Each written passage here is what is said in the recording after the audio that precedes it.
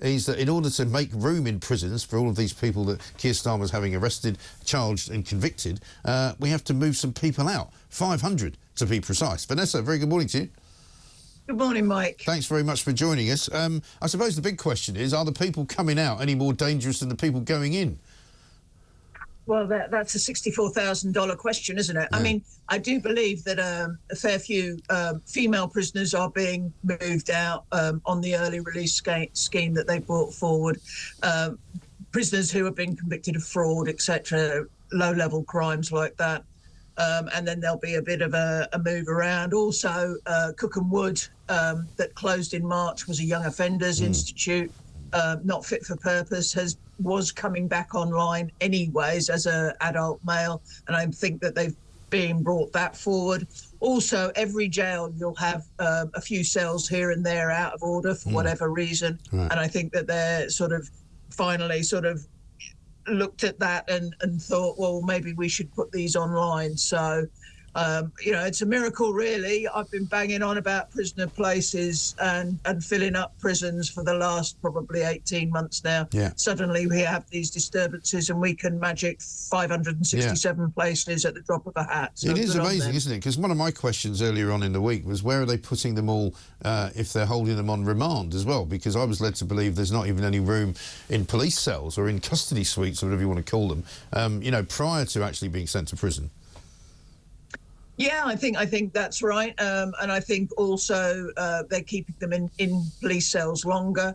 But my thoughts are that they will bring the early release scheme forward by a couple of weeks to deal with. But like you said, 400 have been arrested, but only 100 at the moment have been charged. So we're not looking quite yet at the danger zone of our prisons being chock-a-block. Right. I mean, under the scheme when Keir Starmer, funnily enough, was Director of Public Prosecutions back in 2011, they tried to do something similar to this and lock people up from the riots then.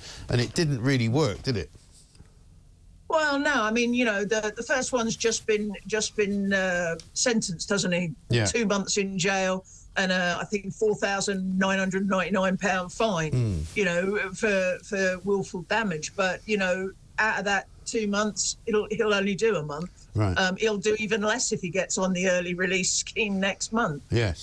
So likelihood is he'll do 2 weeks. So I think you have to look at the balance of it. Is that right? And I'm not sure that the magistrates have quite got that right. Yes. Certainly, I'm not sure they've been listening to Keir Starmer hard enough when he says, they're going to face the full sort of the law. Yes. And I'm not sure he's quite got that right yet. It's a bit like fully costed, I think, that phrase, isn't it? He just keeps saying it, hoping that it's going to be true. But I mean, one of the stories we do know is that a mother of a teenager who was killed in a machete attack is not happy because she's learned that one of his 6 killers is going to be released after just 6 months in prison, under the new Labour scheme, not specifically to get rid of, not specifically to keep these the rioters in check, but just because he's one of those who's getting released. Yeah, I read that story, and I think it is a bit of a concern. They stated that no prisoners who have been done for violence will be on the scheme, and this guy seems to be on his way out.